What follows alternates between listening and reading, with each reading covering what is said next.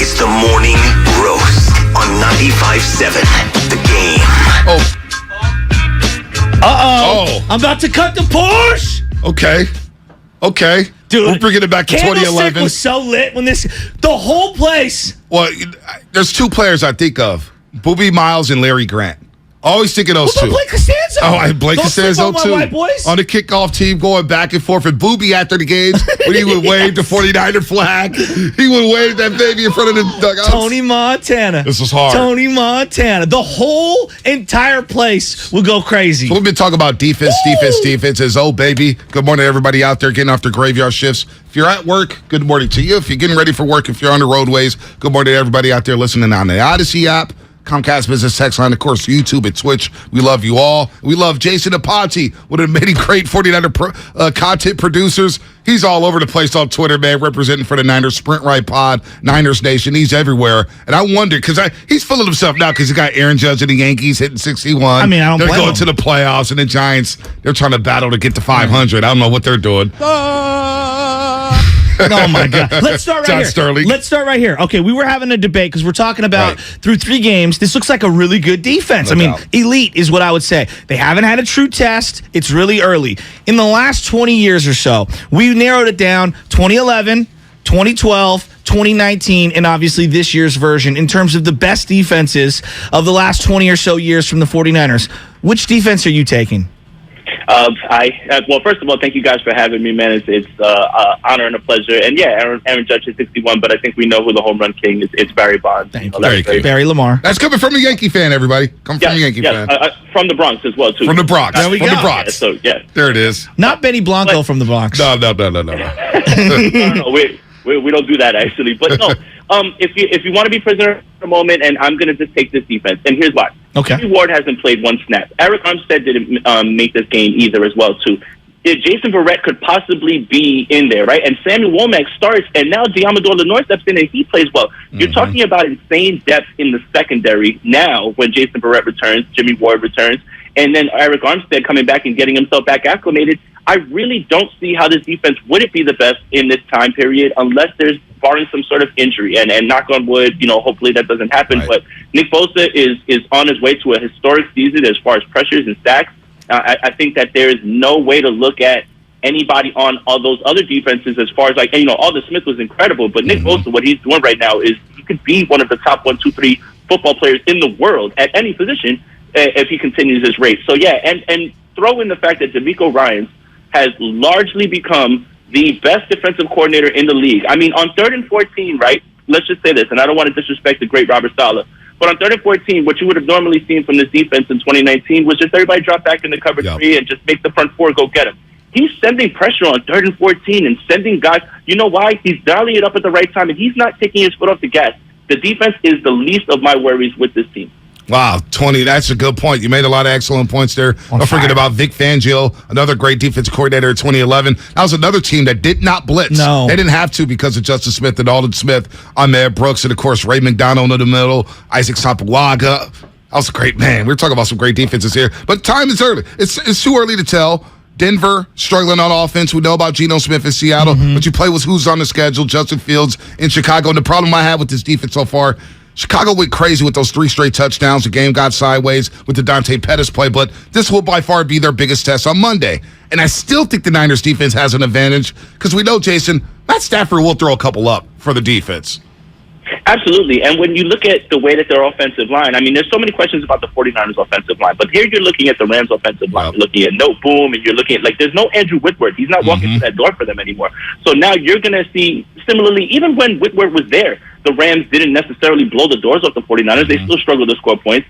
Allen Robinson was supposed to come in and be immediate contributor, and I don't think that's happened yet. I don't know what it is about him and Matthew Stafford. They haven't gotten on the same, Cooper Kupp is the Cooper Kupp, but running back situation, they don't really have a rotation there either, so they're in a similar place. It's funny, across the league right now, and I believe that the number is, for 10 years, this is the least amount of points across the league that have been scored. So there's a lot of teams that are struggling right now on offense, but even if the Rams were firing on all cylinders per se, the 49ers have never really given it up to them. It's not like they're just giving up 30 and 40 points to them. Good point. So now when you bring into the fact that Tyler Higbee is the number 2 guy with targets, their tight end, and the 49ers have done a masterful job covering tight ends, the Rams are not necessarily going to come in here and score points, and that's always been the point about when Trey Lance started or whoever was going to be the quarterback now, is this defense is never going to let any game get away from them. They're always going to have a chance to be right there, and it's all going to come down to the offense execution. How do they get this offense to just pop a little more, man? We were talking about just different personnel things, and I'm coming outside the box with, I said, hey, maybe it is playing Debo exclusively at running back so that you can at least run some play action, because now it feels like every time he touches the ball, everybody's all over him, 4, 5, 6 guys on him. Is it playing Danny Gray? Is it just asking the quarterback to play better? How do they get some pop out of the O? I think it's all of the above right there, Shasky, at this point. I mean, look, the Debo Samuel thing, you heard Kyle Shanahan say something that kind of was disheartening after the game about, well, nobody's shocked at the Debo runs anymore. Okay, well, now you know that. Fine. So maybe when you have Debo Samuel in the backfield, maybe you don't necessarily give him the ball so that everybody doesn't key in on him, right?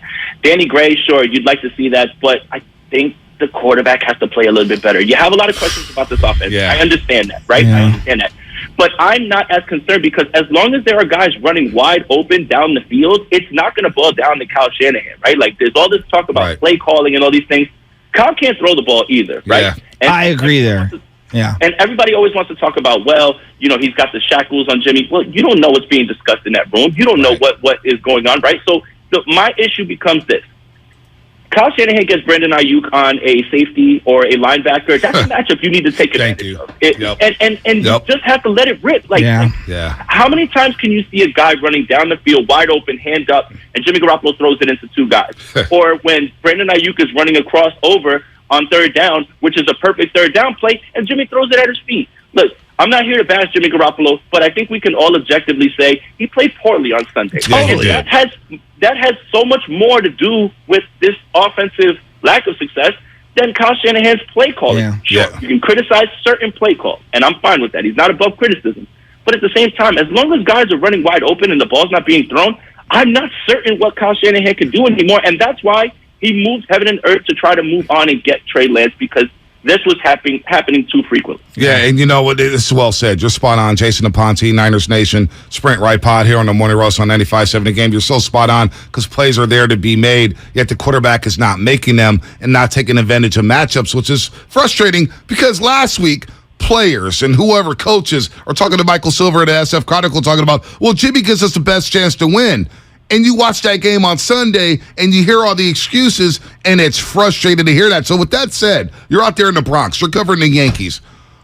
Shasky and I the last 2 days have been saying this team lacks playmakers, which is why I'm hesitant to put Debo at running back, because I'm saying, well, if you put him at running back, the wear and tear he's going to get, all of a sudden you're down a wide receiver, and you have Brandon Ayuk, who's going to get shadowed by the defense, a corner and a safety over the top. Danny Gray, we don't know anything about. The quarterback can't get the ball to Danny Gray. And you have Jawan Jennings, who can't really get separation on the outside. Yeah, he's a possession receiver at best. Which is fine.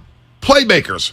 What are they saying out there in New York City about Saquon Barkley? Now, it's very premature, but I wonder what's going to happen in that situation where he's going to be a free agent after the year, and we have no idea if the Giants want to pay a running back. And to echo that, in 2019, when we could clearly see, hey, wide receivers are a problem. They traded for Emmanuel Sanders during the middle of the year. If you're a win-now team, I'm looking at this team, I don't know if Elijah's coming back.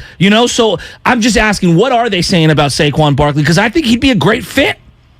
Well, look, I think that a lot of the people here have a problem with the way that Saquon hasn't been able to stay on the field. And a lot of people, the game has moved towards not paying running backs second contracts, right? Right. Like the name of the game right now is draft them, run them into the ground, and let somebody else pay them, right? So now look at the Cowboys, right?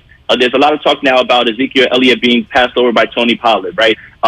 Derrick Henry isn't exactly King Henry like that anymore. Dalvin Cook is injured again. Christian McCaffrey is constantly injured. Alvin Kamara is injured. Right. This is why so many people stay away from going with the second contract. If I was guessing for the 49ers, I don't think they make a move like that, but I don't think anybody here in New York is necessarily ready to ship off Saquon. Right. I think that they're more focused on what the hell are they going to do at quarterback. But it's just the NFL right now has just moved away from the whole, well, pay running backs and just keep feeding them, because, once you get to 30, you might as well call that 50 in running back year. Yeah. Right, no doubt. And just the aggressiveness at the deadline, because the deadline is going to come during the Niners bye week. October 30th is going to come, and then, the deadline's November 1st. Last year, we saw like 10 different moves around the deadline. We saw Von Miller get shipped to help the LA Rams from Denver. He goes to LA and wins the Super Bowl. Beckham gets cut by the Browns. He becomes an LA Ram. This feels like a year where the Niners may have to get aggressive because they had their full complement of picks in 2024 and 2025. You got a second-round pick next year and a third-round pick. I almost feel like they need to get aggressive and just surround Jimmy with playmakers and make it as easy as possible as if he's a rookie or a second-year quarterback like Trey Lance. Yeah, and that's the advantage of having him at this discounted rate. Even though his numbers are going to go up the more he plays, it's still a discounted rate down from the $26 million. So you have flexibility to play around with. Don't forget the cap is going to increase next year too. I mean, I would love to see the 49ers go ahead and do that. One thing I think we're kind of overlooking at this point is George Kittle's first game back. Yeah. Now, and you know, he's probably getting himself up to speed. The only thing that I would say that is a little bit concerning now is that now that Trent Williams is out, how much is George Kittle going to have to be in there to block now at this point? That's big. I mean, from what you saw in the game the other night, because I'm blown away how much they get this guy to block. And I get it. That's part of his game. And it's what makes him so valuable. But I don't pay guys to block at the tight end position. I pay him to catch passes and take routes. He just didn't look like he had any juice. Am I the only one there? Or is that just I'm looking that he doesn't get enough targets to where he could show that he's running through people still? No, I think that's very fair. And I think that, again, it was his first game back. You know, he had missed so much time because of the injury as well, too. So we have to give him at least a little bit of leeway there. And you know what? This may sound like a cop-out. I kind of want to give Jimmy Garoppolo a little bit of leeway as well, too. But it kind of makes me feel bad when I hear, well, it was like riding like a bike. And then all of a sudden this week, it's like, oh, well, we were rusty. And also, you know, for the people that tell me, well, he hasn't had the playbook, you know, which page in the playbook says, the end zone is 10 yards only. You know, but yeah, I think that we need time to figure this out, and I think that's what the glass half full approach is that I'm going to take. Right? It's 1-3 right now. It's 1-2 right now. Right in week 3, you have the Rams, you have the Carolina Panthers, you have the Falcons, and sandwiched right after that is the Chiefs. So you have bookended 2 really good teams. But if you find a way to get this done on Monday Night Football, you really have a chance to go on a little mini run before you get to the Chiefs because. Let's just face it, the Panthers aren't very good, the Falcons aren't very good, and this defense, regardless if the offense isn't clicking, will be able to overcome those 2 teams, and then you get the real test. Hopefully by then this offense is kicked in. So, look, the sky isn't falling. Don't light everything on fire, right? Like, the season's not in the balance right here. You would love to have this win, and hopefully an extra day on Monday Night Football helps this offense kick into gear, but it's still right there all in front of you. And need I remind you, the NFC West isn't being run away. I mean, Arizona should be 0-3. Thank you, Las Vegas Raiders. Seattle's terrible. And the Rams aren't exactly blowing the doors off of people either. So no one's running away with this division. It's still right there in front of the 49ers. Doesn't it feel like if they go into the bye week 4-4, that's a win for the Niners, considering all the turbulence this season? They could be 4-4 going into the bye week. Then you play a Chargers team that's going to be without Joey Bosa for a long time. As you mentioned, Arizona's been a mess. The Saints can't do anything offensively with Jameis Winston. My goal is just be 4-4 by the bye week and see where you're at. See where you're at before the trade deadline. Right, 100%. That's exactly how you should feel. And this is such a week-to-week league, not only with the way the teams play, but injuries shape how these teams are being brought up, right? Like you just mentioned it. When you look at the schedule and you went down the line, you said, well, the first 2 are wins for the 49ers. Well, we know how that worked out. They went 1-1. And then you say, oh, the first test is Denver. But then you realize that Denver hasn't actually been sharp offensively. Right. So that changes the way you look at it. So that's why you don't get too carried away with wins, loss at the beginning of the season when you see the schedule, because week to week, an injury here, the team's not performing there, teams change and they don't look that good. You know, you don't pray for injuries, but that's just the nature of the league. Jason. Good stuff, man, as always, man. We love having you on the roast. Great stuff. Our roasters love you, man. Check out Jason at Niners Nation on Twitter, of course, and Sprint Right Pod. Jason's all over the 49ers, and he's all over Aaron Judge, who may be a future Giant. We'll hope. Look, I will say this, and look, if he does end up going back home with the Giants, I will be happy for him. He deserves every single dollar. I'll be happy for you guys, and I'll be rooting for him to be the first righty to put it in McCovey coat. There we go. There it is. Look at that. He's not leaving the Yankees. Come on, man. $500 million. I don't think so either, but if it happens to be you guys, I'm happy. Dude, that yard, it's a hitter's paradise, man. New Yankee Stadium. Buster's his favorite player. I don't know. We'll Thank see you, about Jason. that. Jason, good stuff, man, Good as stuff. always. I appreciate you. All right, Jason Aponte here on the Morning Roast on 95.7 The Game.